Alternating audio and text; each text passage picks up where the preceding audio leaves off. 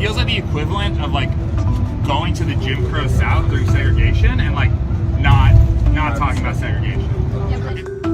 Like, how would anyone know where the West Bank was? Because this map, Like, Israel is not gonna pay somebody to come and speak to you. I want to ask you, like, these maps, are these the ones that Birthright gives to everyone? Is this the one that like all Israel Outdoors trips get? Because I mean, like, literally, if I hadn't asked anything, like, how would anyone know where the West Bank was? Because this map doesn't say anything. So, Israel sees the West Bank is part of Israel, and Israel does not put anything on our maps around the West Bank, because the West Bank is just like Tel Aviv or Jerusalem.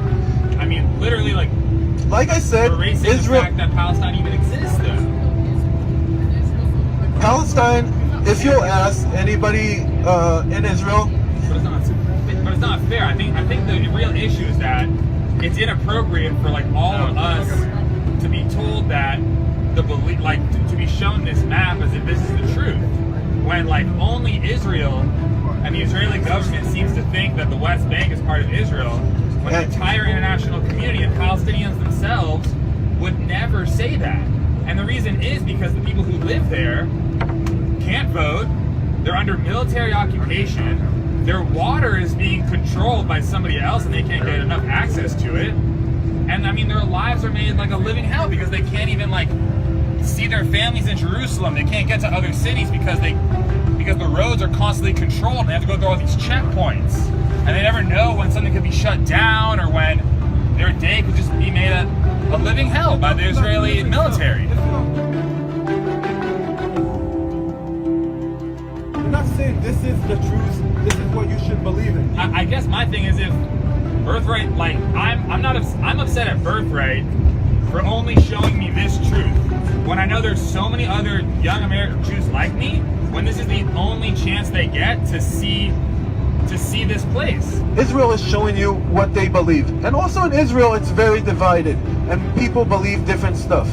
But the West Bank is part of the state of Israel, it's part of Israel, and that's what the Israeli government is showing you, the country of Israel. But I guess what I'm trying to figure out is, what is the Israeli government's agenda, and what are the other donors to Birthright's agenda in showing us these maps and not talking about the West Bank and the occupation? Is the agenda for all of us to go home and believe that Israel is this great country that's not enforcing a military occupation?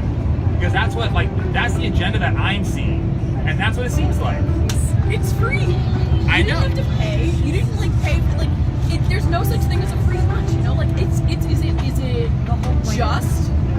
But we are receiving one side of the argument because only one side's paying for us to be here. But also, it's like taking responsibility for your own community. Like, this is the same way that I feel responsible to stay politically engaged in the U.S. around issues I care about, not just because me, myself, am not a racist person. I feel responsible for looking out for other white people to not be racist. The same way I want this trip to be good for other Jews. I